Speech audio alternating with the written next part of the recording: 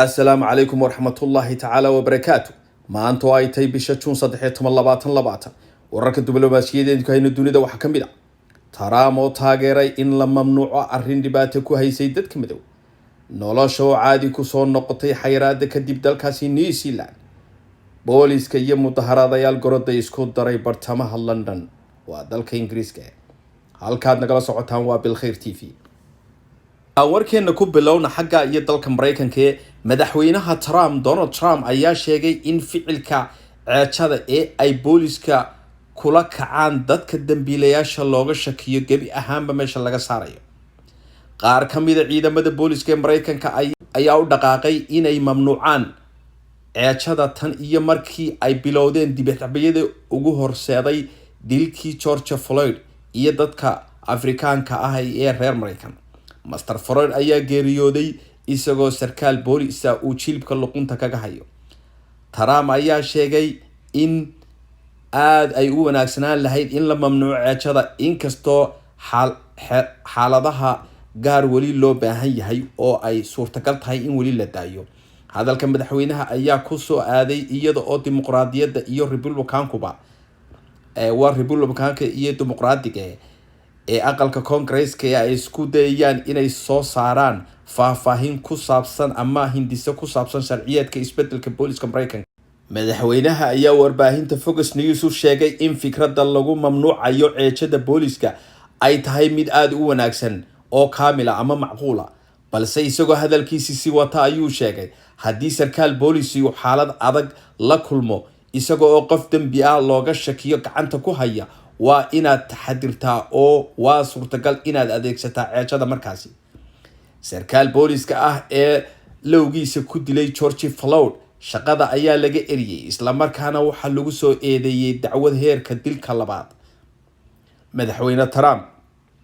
oo dhaleecayn kala kulmay qaabkii uu la tacaalay dibadbaxyadii ka dilaacay Mareykanka ee looga soo horjooday midabta koorka ayaa sheegay inuu doonayo in si naxariis leh loola dhaqmo dibadbaxyaasha ama mudaharayaasha balse in sharciga kala dambeyn la soo celiyo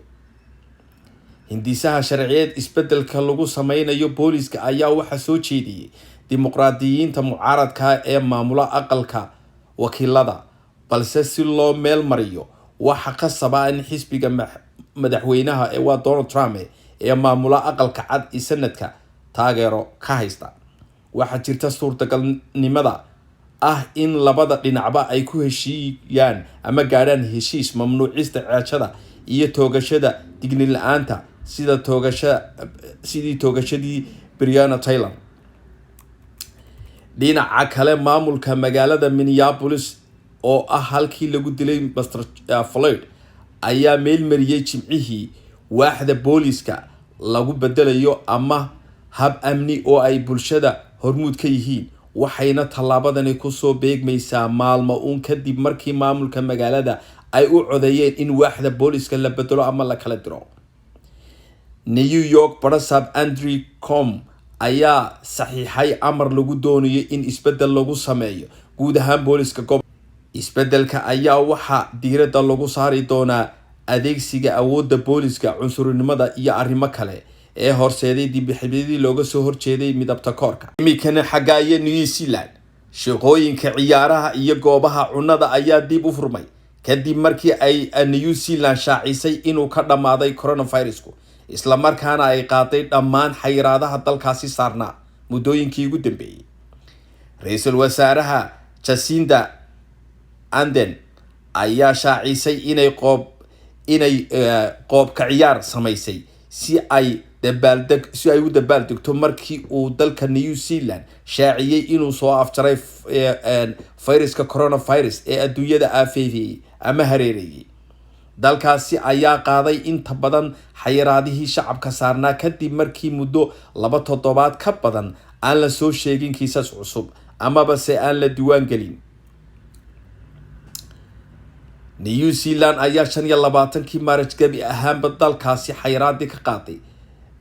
dalkaasi xayiraadii saarnayd waxaana albaabada loo laabay ganacsiyadii goobaha waxbarashada dadkuna waxa lagu amray inay guryahooda joogaan dalkaasi ayaa dalkaasi ayaa cudur kaga guuleystay muddo 50. dalkaasi waa New Zealand ayaa 25kii Maarch gabi ahaanba dalkeeda xirtay, waxaana albaabada loo laabay ganacsiyadii wadankaasi iyo goobaha waxbarashada. waxa dadkana lagu amray inay joogaan guryahooda dalkaasi. sidoo kale dalkaasi ayaa cudurka kaga guuleystay muddo ka yar 50 maalmood, waxaana uu hadda ku soo laabtay noloshii caadiga ahayd. waa wadankaasi waa New Zealand, waxaase weli xiran xuduudaha dalkaasi oo aan la geli karin oo amaanay ka soo gudbi karin ajaanibta, balse waxa meesha laga saaray kala fogaanshaha bulshada iyo xadidaadii markii hore ee caadiga ahayd. yoolka dowladda ee hadda ayaa ah inay kobciso dalxiiska gudaha, ayna dib u soo celiso dhaqaalaha ka liicay ama xayraadii ay xanibtay dalkaasi saarnayd muddooyinkii ugu dambeeyay. haddaba aan eegno sida ay nolosha caadiga ah u soo noqotay 24kii saac ee ugu horreeyay markii bandowga la qaaday dalkaasi. kadib bandowgii muddo saac, dadka saaxiibada ah ayaa mar kale kulmay inay kubadda laliska xeebeedka ku dheelaan magaalada Cambridge ee ku taala jasiiradda North ee dalkaasi New Zealand. waxaase weli ay xayiraad adag saaran tahay xuduudaha dalkaasi sidaynu horeba usoo sheegnay, iyadoo 14kii cisho si qasab ah lagu karantiimeeyey muwaadiniin kasoo noqonaya dibadda. haddaynu eegno isboortiga oo dib soo bilowday kadib 3 bilood oo hakad ku jireen, tareenada rugbiga ee dalkaasi caanka ku yahay ayaa ciyaartooyadu waxa ay bilaabeen inay u diyaar garoobaan kulamada dhici doona Sabtida iyo Axadda. garoomada ayaa dib u furmi doona, taageerayaashuna waxa uu suurtageli doontaa inay si toos ah u daawadaan. maanta oo Sabti ahna waxa bilaabmaya tartanka Super Rugby oo muddo 10 usbuuc ama 10 cisho ah muddo 10 usbuuc ah ay ku hurdami doonaan 5 naadi ee ugu weyn rugbiga ee New Zealand. waxa uu noqonayaa tartankii ugu weynaa ee caalamiga ee dunida ka dhaca tan iyo intii uu dilaacay cudurka COVID-19. haddaynu milicsano gaadiidka dalkaasi waa New Zealand, basaska dadweynuhu raacaan ayaa hadda si caadiga uga howlgalaya dalka New Zealand. waxaana uu sawirkani muujinayaa ama aad ka dheehan kartaa dad bas raacaya 9kii bisha June. xayraadaha waxaa sidoo kale laga qaaday gaadiidka badda ee dalkaasi, oo waxa ay dad badan oo rakaab iyo hadda adeegsanayaan dooniyaha shirkadda East Bay West. sida ka muuqata sawirkan laga qaaday magaalada Wellington ee caasimadda New Zealand. goobihii la jeclaa ee nasashada oo dadku ku laabteen, waxay dadku helaan fursado ay dibadda ugu tamashlaynayaan ama ugu tagi karaan. shacabka waxay ku xoomeen xeebaha oo ay dabaal iyo tamashlo u tagaan.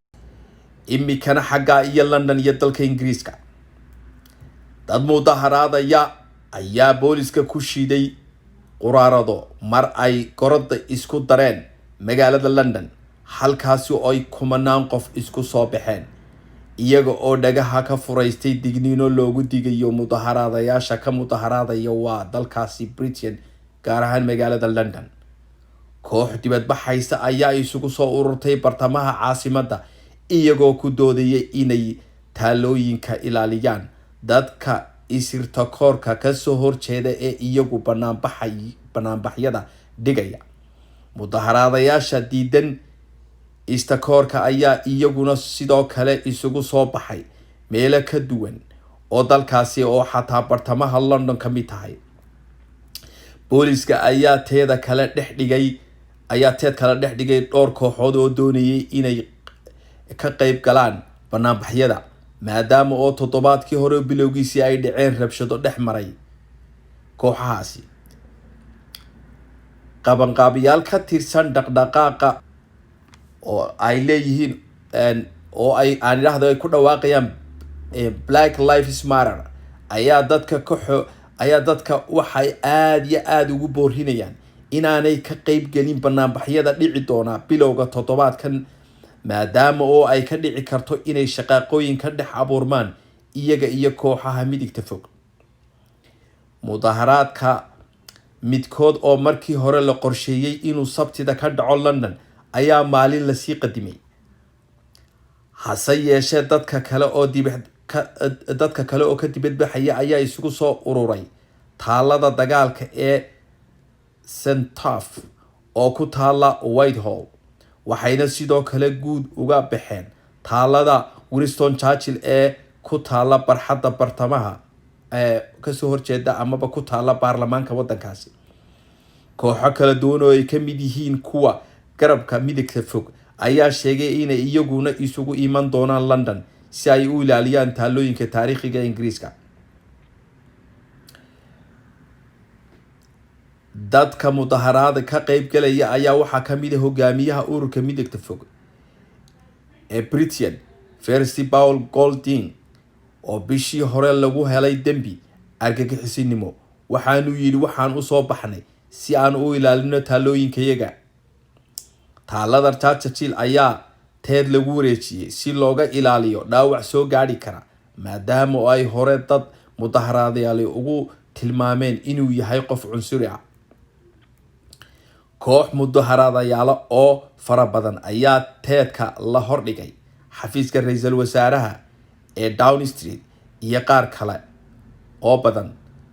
oo booliska shiiday, iyadoo sawirro laga soo qaaday mudaharaadyada ka dhacay ayaa waxa lagu baahiyay bogga ay ku leedahay Twitter-ka. ayaa wasiirka arrimaha gudaha Priti Patel waxay ku tilmaantay in ay yihiin farqalalo aan la aqbali karin ama in waxyaabaha dhacaya inaan ahayn wax la aqbali karin. qof kasta oo ku kaca fal dambiyeed ama boob hanti waa inuu fishaa in sharciga adag la mariyo amaba lagu qaadi doono, ayay tiri. dibadbaxyadan ama mudaharaaadyadan kuwa la midka ahi waxay ka dhaceen magaalooyinka kale ee Manchester, Cardiff, Leicester iyo Sheffield, waxa ayna xiriir la leeyihiin kuwa ka aloosan dalka Mareykanka iyo dunida dacaladeeda, kuwa oo ka dhashay dilkii George Floyd ee bishii Mareykanka ka dhacay. ayaa ay tani astaan u tahay, gaar ahaan magaalada Minneapolis. halkaad warkaasi kala socotaa waa Bilkhayr TV.